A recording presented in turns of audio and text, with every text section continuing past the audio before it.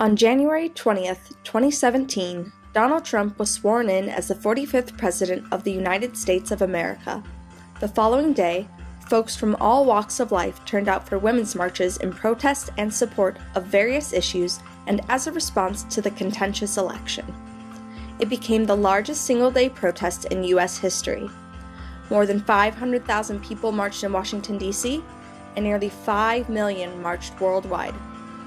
While the focus of the march was to advocate for women's rights, it also more broadly advocated the promotion of civil rights.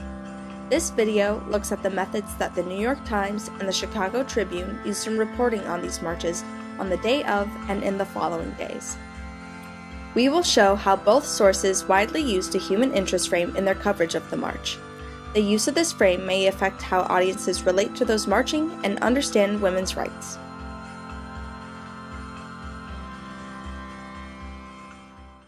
Both sources frequently used a human interest frame in their coverage of the event to reflect on participants' personal stories.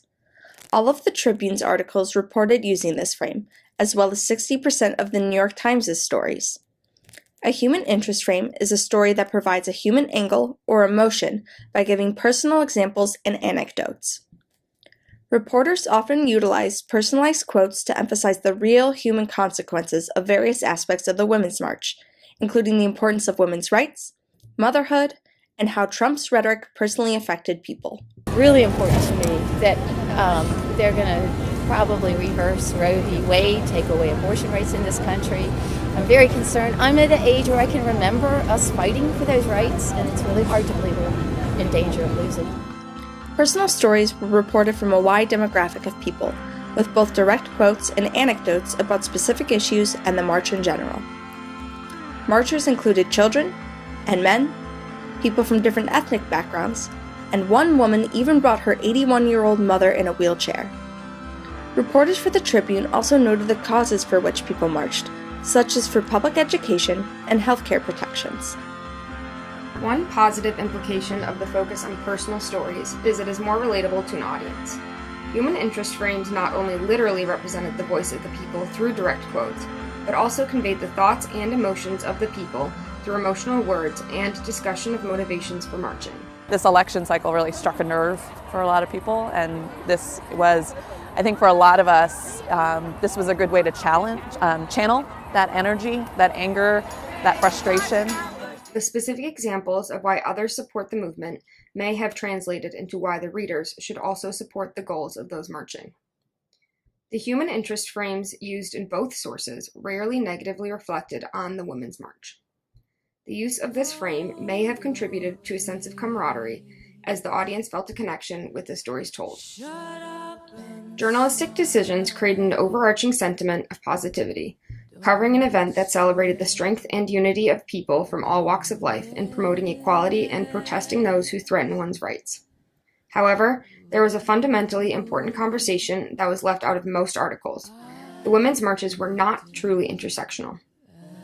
One author, Carlin Lambert, wrote, "While organizers tried to be inclusive, featuring speakers from a myriad of identities, the participant turnout was overwhelmingly whitewashed.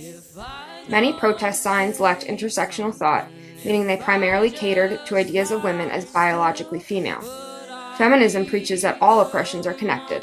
Thus, the immense, impressive turnout begged the question of where were these numbers at other demonstrations against oppression? The concerns and faces of white women dominated spaces meant for all who were hurt, angry, and concerned. The narrative of the Women's March was spun away from critical analysis. Instead, it left the audiences subdued with an artificial sense of hope and satisfaction.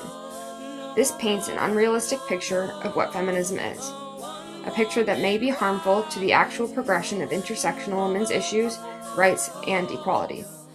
As Jenna Wortham asks of white women marching, for whom are they marching? Is it only for themselves?"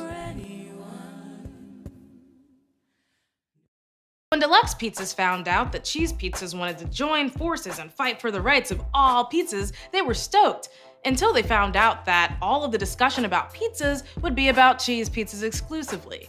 In fact, cheese pizzas were like, "Hey Deluxe Pizza, we're gonna get to your rights, but only after we achieve ours."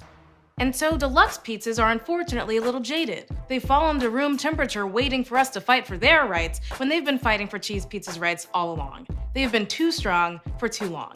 So how do we solve this problem? You know, I think it's called intersectionality.